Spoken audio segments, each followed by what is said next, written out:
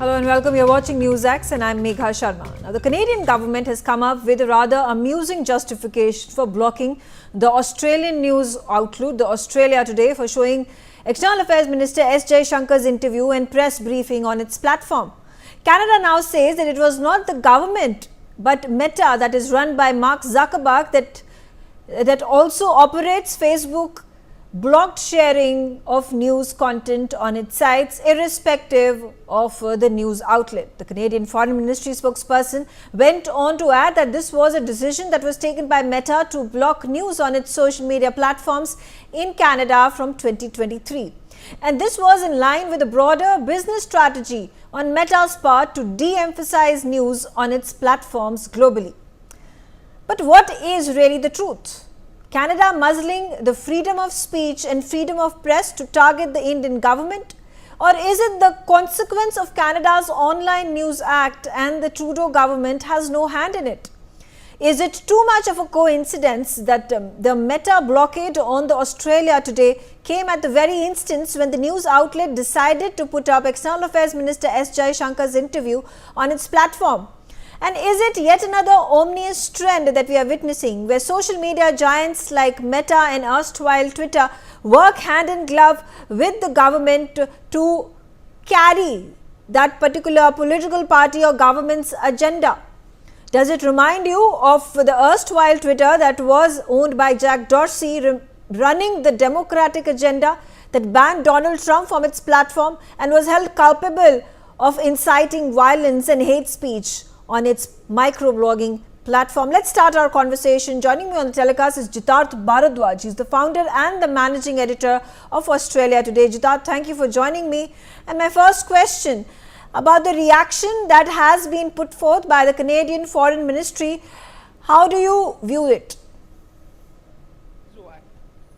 See, I don't know how to see it, Megha, but the point is, the interview of Dr. Jaishankar and the press conference was blocked on the very day when we published it. It was done through a Canadian legislation on, of course, Meta platform. I'm not privy of the fact that who pressed Meta to block that interview on that very day, but I can only say that Canadian government has acted. There are a number of different channels which are pro-Khalistan, anti-India, though they are already running on Meta's Facebook and Instagram channels. So there is a selection. If you are anti-India, probably there is a free run for you. If you are a pro-people, pro-diaspora, Indian diaspora, then I suppose Canadian government's legislation will be striking your content and Meta will block you. That's what I... Do you think it's too much of a coincidence that when you decided to air Dr. S. Jaishankar's interview on your platform was the very moment that Meta decided to block your news platform, which was publishing the interview on Instagram and on Facebook in Canada? See, it is, I don't know what kind of coincidence it is, but the logical conclusion is that there is a selective blocking on the Meta platform, and our content was blocked when we came to know. We were made aware by our readers, listeners there in Canada that now they can't watch Dr. Jaishankar's interview on Facebook and Instagram.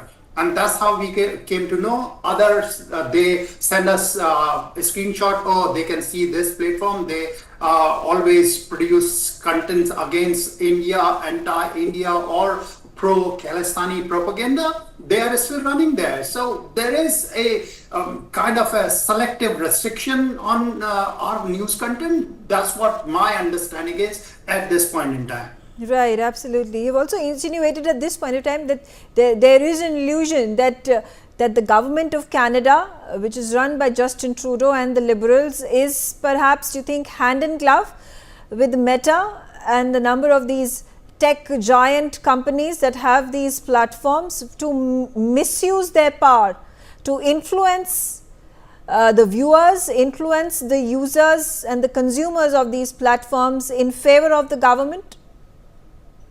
See, Mega, without pointing finger towards any particular platform, but all the platforms, be it Facebook or before Twitter's becoming X, it was about the same. Google's, YouTube, all behave almost in the same way, serving the Western society, serving their Western masters. Be it Canadian government or any other government, they behave as if they are somewhere anti-Asian or brown community. They are the best known people in terms of laws or society. They are the kind of protectors of cultures. That's how they behave, and they tell us that by removing the content, they have done something great for the society. That's how these platforms behave. Okay, all right. And talking about the Online News Act that was passed in the Parliament in 2023 in Canada restricts these tech giants, these micro blogging platforms, whether it is Facebook or it is Instagram, you talk about X, they restrict these portals to carry news, and if these portals make a decision to carry news from other media platforms, there is a fee that needs to be paid to these media platforms. What the Canadian government says is this upholds the content that is provided by media organizations and remunerates them, at least ensuring that they get their due when these pieces of information, this news comes and is published on Google, or it's published on Instagram, it's published on Facebook. Do you buy this this justification that has been provided? See, I'm not aware of what Canadian government want to achieve by this justification. Probably a face-saving act on their behalf. See, they have restricted our page. That's true.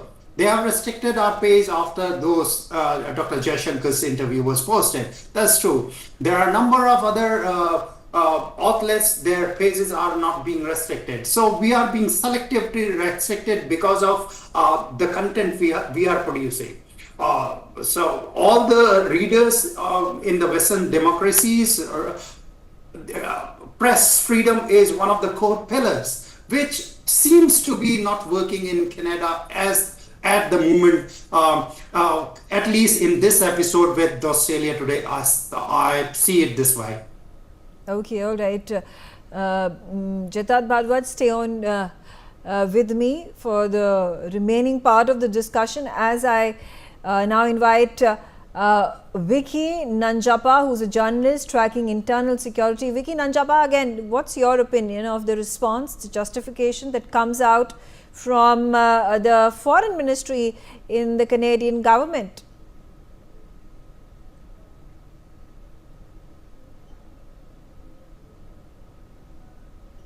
That, because the thing is, if I were to quote from my own experience with that platform, Meta, Facebook, is that they block content very, very selectively.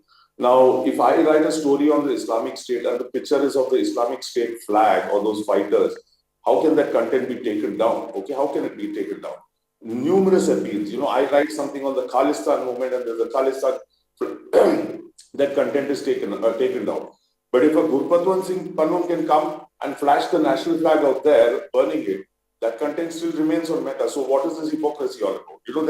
That's the whole problem there. And without getting into those nitty-gritties, why the article was taken down, I would also really find the timing to be extremely suspect. Also, that's one thing. How these Khalistani elements getting all the it's only free speech for them, is it? And no free speech for all of us. So, there's a clear hypocrisy out there. And obviously the government must be getting criticized for that Online News Act of theirs. So, this is kind of an attention diversion tactic, which is why they came on, gave out a statement today. The very fact is there is a problem in Canada. There is a problem between India and Canada. They are sheltering terrorist most wanted buyers and things like that. And these are, I think, the issues that they need to address instead of trying all these tricks and these circus tactics to divert attention from them. The real issue is that they are protecting terrorists and they are protecting criminals who are counterproductive to the internal security of India. And Okay. that is what. Okay, all right.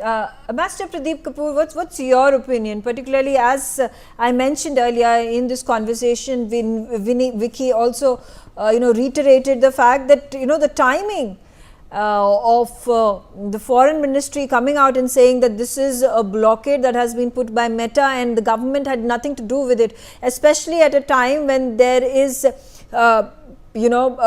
this animosity between India and Canada that is only growing as the days pass. Do you think it's too much of a coincidence, or could we at this point of time view the statement that has come from the Canadian government and perhaps give them the benefit of doubt? Megha, thank you. It's an important question. And Canada has been indulging in a comedy of errors and of omission and commission and going down a slippery path. And they are at a stage where, they are also putting out non-factual coverage, non-factual narratives, which are which do not have any sort of connection to reality or truth. So for them to keep on trying to go from one, perilous state of affairs to another, and just keep on continuing down that path, because they have chosen that path where they are encouraging terrorists, where they are supporting terrorists in their country, Canadian terrorists from the K group. So as they, sort of get into more and more trouble and deeper trouble with India and the other countries, they will keep on having newer issues all the time. So I don't know how they are going to ultimately resolve their problems, because now we have this issue where one of the other countries, which is a Five Eye country, is also involved. And they have tried to put the blame on Meta, saying that they have had nothing to do with the decision making and it's an internal Meta affair. Now Meta, if it has got instructions from the Canadian government or guidelines that these are the issues where they need to block, only then will they go around doing taking those sort of steps. Now whether these were told to Meta earlier or now is a matter of detail, but it just shows that they have been interfering in a lot of affairs related to the media, social media. As we have heard from our Canadian friends also, they have been trying to put out narratives in the media and trying to influence the narratives by controlling the media in different ways. Right. So this is just one of those errors which they are continuing to make. Okay. And go down a slippery path. Okay. I also have with me Alok Bansal. He's the director of India Foundation. Thank you, Mr. Bansal, for joining me on the telecast. And again, do you think the timing at this point of time is suspicious when this ban comes on the Australia Today, and the interview that was published on Australia Today, which was not available for Canadian nationals to view on their Instagram and Facebook platforms? Do you also believe at this point of time this is only an act which has been implemented by Meta because of the quote-unquote online news act of the government of Canada, and it has got nothing to do with the kind of downturn of relationships between India and Canada, and thereby a targeted attack on the Indian government and External Affairs Minister S. Jaishankar? See, I think firstly we need to be very clear that both Canadian government and Meta have been acting in an extremely partisan manner. If you look at Canadian government, as somebody brought out earlier, there are terrorists who are moving freely. The people who were directly involved in Kanishka bombing, who facilitated the bombing of Kanishka and killing over 100 Canadian citizens, actually are still moving around freely. On the other hand, they are making allegations, wild allegations against diplomats from other countries. As far as Meta is concerned, I've seen it even in Bangladesh, that they only selectively post contents. Any protest against Muhammad Yunus or his government is not posted on the Meta. Anything that is against the previous regime is highlighted in Meta. So Meta also has been acting in an extremely partisan manner, and so here in this particular case we have two partisan entities which have come together to ban something which all Canadian citizens ought to know, because what Prime Minister Modi said ought to have been disseminated to Canadian citizens. So this is actually a very, very sad state of affairs, that Canadian government is making excuses of different types and acting in an extremely partisan manner, selectively dealing with issues while allowing acclaimed terrorists, actually those terrorists who are proclaimed by everybody knows, I think, who are known to have been involved in manslaughter, move freely while pointing fingers without any substantive evidence at diplomats from other countries. Okay.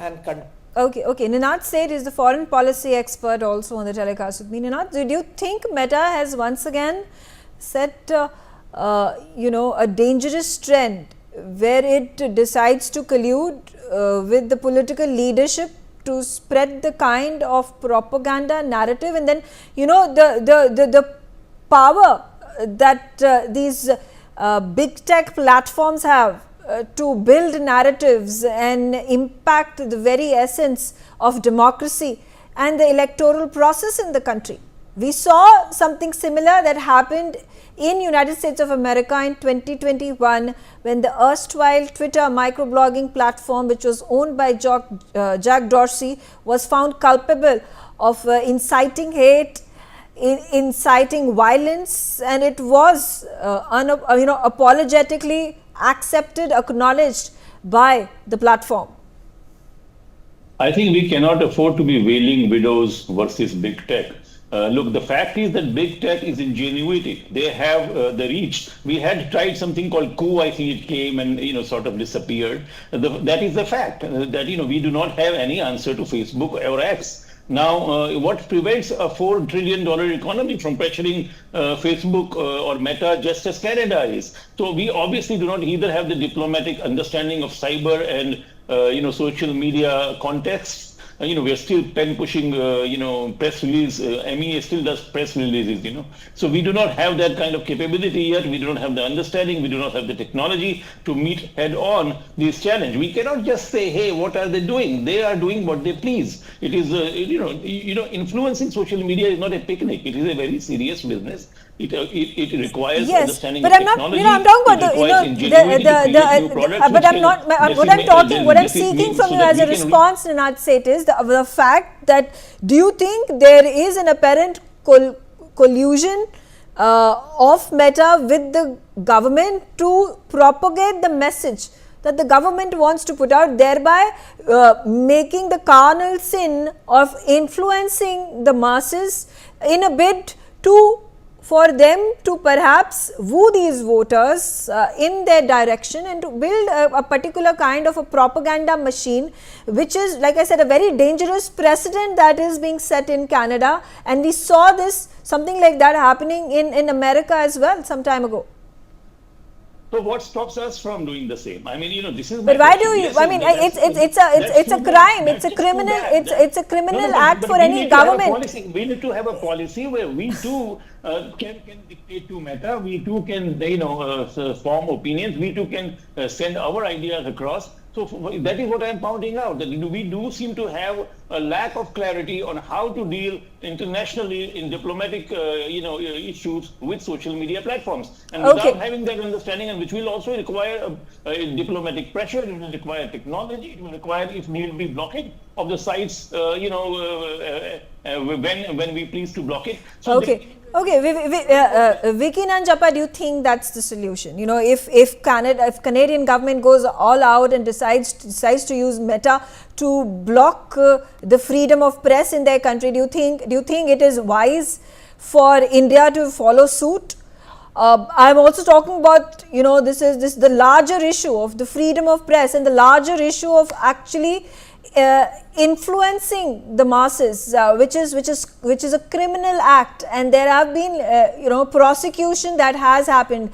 I'm going to again put out the example of Jack Dorsey, who was held culpable for inciting the public, for allowing for a narrative to be built to then be beneficial and advantageous to a political party in the country over the other.